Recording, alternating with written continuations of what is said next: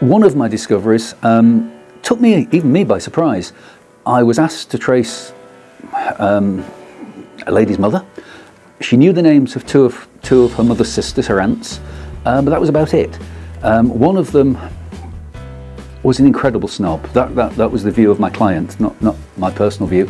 And an incredible social climber. In 1891, she had been an under-parlour housemaid or some such thing in Victorian times. By 1901, she was living in Kensington with a millionaire.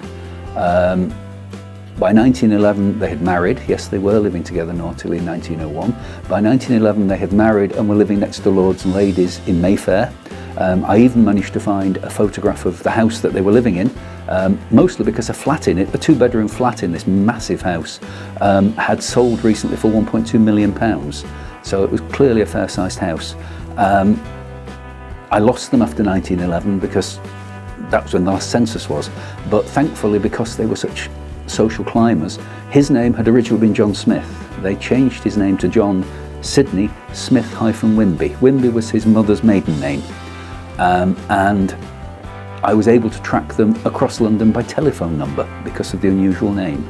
I tracked them all the way across London, and in the early 1920s they moved out to Surrey, where they became neighbours of a gentleman called David Lloyd George, who until recently been the Prime Minister. So they were clearly worth a bob or two as well. Sadly, John Sidney passed away in the early 20s, but I was able to trace his wife through to 1927, I believe she died, and found a picture of their joint graves.